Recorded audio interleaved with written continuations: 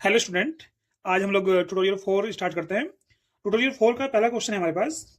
Late n that is number of element in universal set that is 700, number of element in a set A 200 and number of element in B 300 and number of element in A intersection B equal to 100।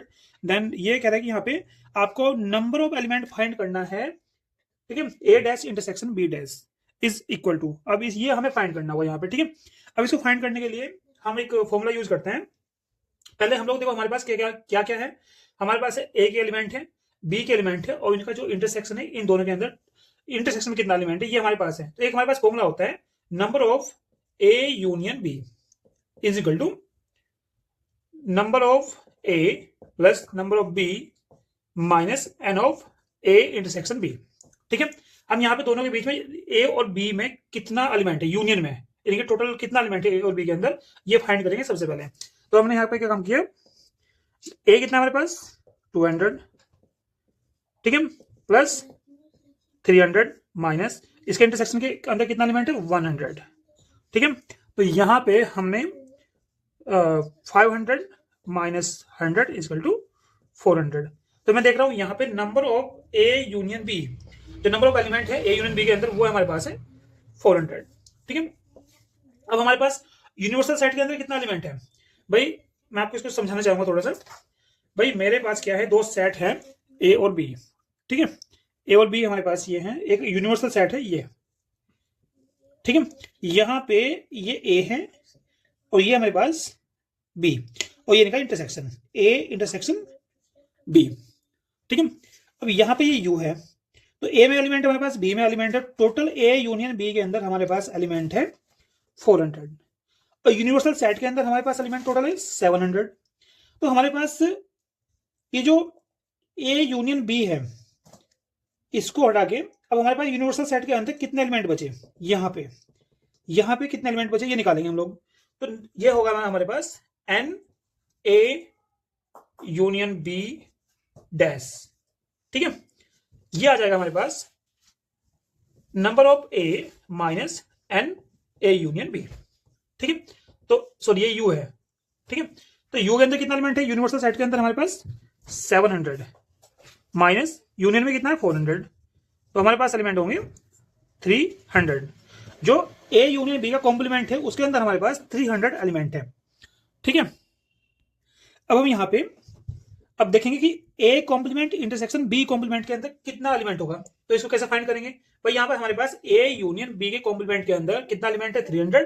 तो यहाँ पे A complement intersection B complement के अंदर कितना element होगा, मुझे D, हम लोगों ने जो स्टडी किया है सेट थ्योरी, तो इसमें एक होता है डी मॉर्गन लॉ।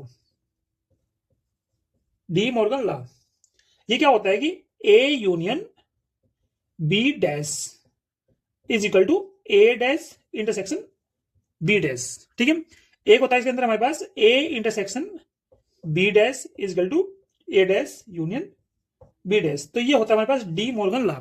अब डी मॉर्गन लॉ के अकॉर्डिंग मैं देख रहा हूं ए यूनियन बी डैश किसके इक्वल होगा भाई, ए डैश इंटरसेक्शन बी डैश। तो मैं इसको लिख सकता हूं, इसको लिख सकते हैं हम लोग नंबर ऑफ, इसको हम लिखेंगे भाई ए डैश इंटरसेक्शन बी डैश, और ए डैश इंटरसेक्शन बी डैश कितने एलिमेंट हमारे पास 300, ठीक है। तो इसका आंसर हुआ हमारे पास सी 300, ठीक है। अब यहाँ पे क्वेश्चन नंबर 2 है, ये कहते हैं कि फंक्शन हमारे पास जो है वो x plus 2 divide by x minus 3 है, where x is not equal to 3, क्योंकि अगर x इक्वल टू 3 होगा तो ये नॉट डिफाइन बन जाएगा, ठीक है। और ये कहते हैं कि f इनवर्स x, इस फंक्शन का इनवर्स फंक्शन फाइंड करना है, और ये क्वेश्चन आपका पीजीटी 2005 में आ रखा है, ठीक है। तो चलिए करते हैं, कैसे करेंगे इसको भाई, ये बहुत इजी क्वेश्चन है। करना क्या होता है, जब हम लोग किसी फंक्शन का इनवर्स फंक्शन फाइंड करते हैं तो हम लोग क्या करते हैं कि इसको fx को हम कंसीडर कर लेते हैं y equal to x plus 2 divide by x minus 3। अब इसकी मल्टीप्लाई यहाँ पे करेंगे, क्रॉस मल्टीप्लाई करेंगे तो हमारे पास y x माइनस 3y हो जाएगा इक्वल टू x प्लस 2, ठीक है। अब यहाँ पे मैं x की वैल्यू निकालनी है y की फॉर्म में, ठीक है। तो यहाँ पे yx माइनस 2, ये x इधर लेंगे तो yx minus x equal to 2 plus 3y। अब यहाँ पे x कॉमन आ जाएगा तो हमारे पास y माइनस के 1 और हमारे पास हो जाएगा भाई 2 प्लस 3y, ठीक है। तो अब यहाँ पे x equal to 2 plus 3y divided by y minus k1. Also you can say 3y plus 2 divided by y minus k1. अब हम इसको कुछ इस तरह से भी कह सकते हैं कि अगर मैं इसको बोलूं x को बोलूं f इनवर्स x, ठीक है, f inverse x that is f x is equal to y, so f inverse x is equal to, ये हमारे पास, इसको मैं बोल सकता है f इनवर्स y बोल सकता हूं, क्योंकि हमारे पास जो आंसर आ रहा है वो क्या आ रहा है 3y प्लस 2y माइनस के 1। अगर y को हम लोग x से रिप्लेस कर दें, x के साथ रिप्लेस कर दें y को, तो हमारे पास बनेगा f inverse x is equal to 3x plus 2 divide by x minus के 1। तो 3x plus 2 divide by x minus के 1 कौन सा है हमारे भाई, ये। तो इसका आंसर हमारे पास b होगा। तो इस तरह से हम इनवर्स फंक्शन फाइंड करते हैं किसी भी फंक्शन का।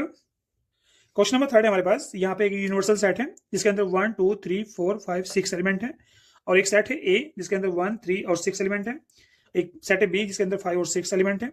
तो यहाँ पे पूछ रहा है कि A इंटरसेक्शन B कॉम्प्लीमेंट कितना होगा, इसके बारे में बात कर रहा है। ये क्वेश्चन आपका TGT में क्वेश्चन आ रखा है, तो बहुत ईजी क्वेश्चन है। इसके लिए हमें करना क्या है, ये A है ये B है, ठीक है, और A इंटरसेक्शन B कॉम्प्लीमेंट हमें फाइंड करना है। अब यहाँ पे हम लोग क्या, सबसे पहले हम लोग यहाँ पे A इंटरसेक्शन B फाइंड करेंगे। तो A और B के बीच में क्या इंटरसेक्शन है ये देखते हैं क्या है।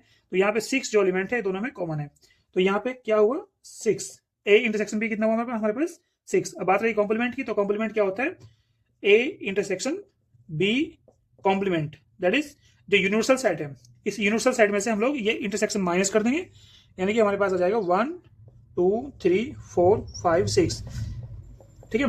तो इसमें से हम लोग ये 6 को हटा देंगे यहाँ से, तो हमारे पास A इंटरसेक्शन B कॉम्प्लीमेंट के अंदर जो एलिमेंट बचेंगे 1 2 3 4 5 बचेगा, 6 यहाँ से हट जाएगा क्योंकि यहाँ पे ये A इंटरसेक्शन B में है। तो हमारे पास आंसर क्या होगा, इसका आंसर होगा फर्स्ट A। क्वेश्चन नंबर हमारे पास 4 है, इफ द सेट A, एक सेट हमारे पास A है जिसके अंदर P एलिमेंट है, और एक सेट हमारे पास B है जिसके अंदर हमारे पास Q एलिमेंट है।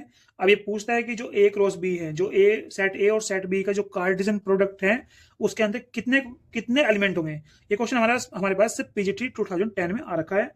तो इसके अंदर देखते हैं कि A और B के अंदर कितने एलिमेंट होंगे। देखो भाई, अगर मैं बात करूं एक सेट A है तो कितने भाई, सपोज दैट इसके अंदर 1 और 2 एलिमेंट है। एक सेट B है तो इसके अंदर हमारे पास एलिमेंट है P Q R, 3 एलिमेंट है, ठीक है।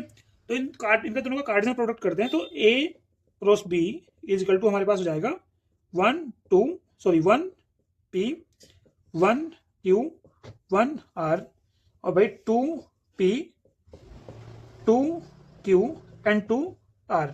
तो मैं देख रहा हूं यहाँ पे A क्रॉस B के अंदर 6 एलिमेंट हुए, 1 2 3 4 5 6।